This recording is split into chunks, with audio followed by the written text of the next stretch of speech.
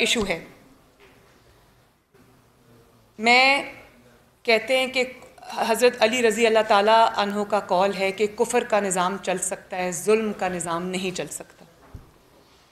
तो सबसे पहले तो मैं ये सवाल करती हूँ कि ये सवाल ये नहीं है कि 3 साल बाद पासपोर्ट क्यों मिला मुझे। सवाल ये है कि नाजायज़ तौर पे 3 साल में मेरा पासपोर्ट रखा क्यों गया अपने पास।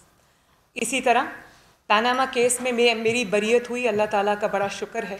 लेकिन आप जानते हैं ना, 2018 से लेकर 2022, बल्कि ये पनामा का जो मुकदमा है ये तो 2016 के आखिर में बना था। 6 साल मैं उस झूठे मुकदमे को भुगतती रही। 6 साल मेरे वालिद ने उस झूठे मुकदमे को भुगता। 150 से ज़ायद पेशियाँ हमने भुगती। सवाल ये नहीं है कि 6 साल बाद मुझे इंसाफ मिल गया और मैं बरियत मेरी कैसे हो गई। सवाल ये है कि 6 साल क्यों एक झूठा मुकदमा चला, उसको चलने दिया गया।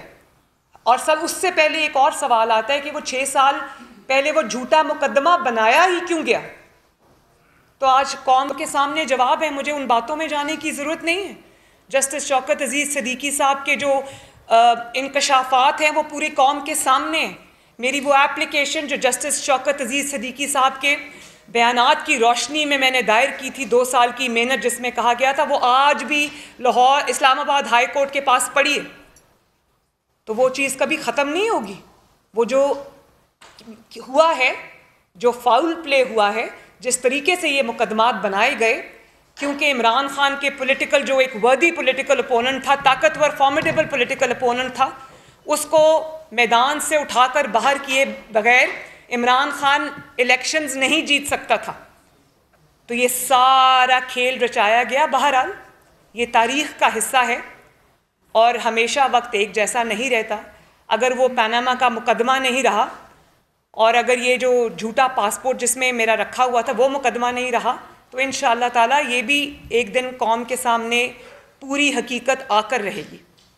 क्योंकि ये तारीख़ का हिस्सा, इनको कोई मिटा नहीं सकता। अब इन सबूतों को कोई नहीं मिटा सकता, इन बयानात को कोई नहीं मिटा सकता।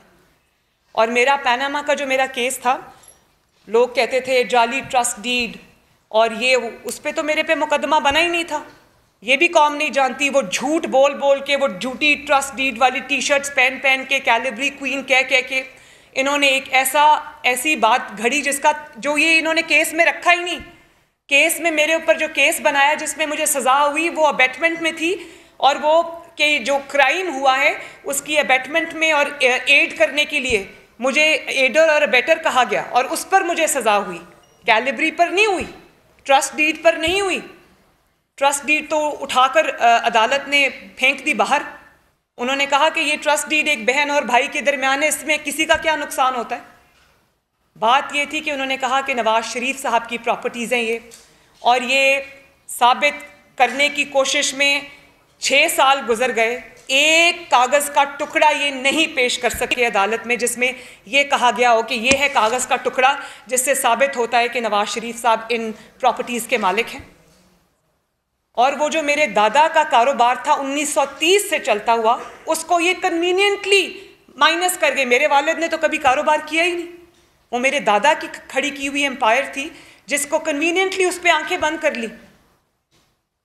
वो दादा से अगर पोतों को मिला या पोतियों को मिला या उनकी फैमिली को मिला तो वो तो बात कन्वीनियंटली खा गए। जजेस मेरे सामने ये बात बार बार नैब से कहते रहे कि कोई सबूत है तो दे दें, कोई एक कागज़ का टुकड़ा दे दे जो ये साबित करता हो कि ये प्रॉपर्टीज़ नवाज शरीफ की हैं और मरियम ने एड और अबेट किया उनको।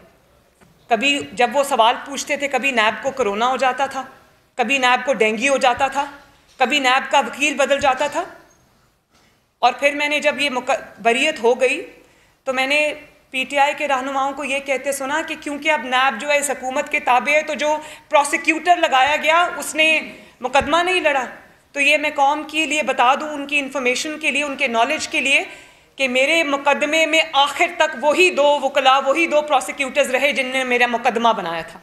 जिस दिन मेरी बरियत हुई, अल्लाह ताला का शुक्र है, उसी दिन वो सरदार मुजफ्फर अब्बासी साहब वही प्रोसिक्यूटर आर्ग्यू कर रहे थे जिन्होंने जज बशीर की अदालत में 8 महीने मेरा मुकदमा लड़ा मेरे खिलाफ।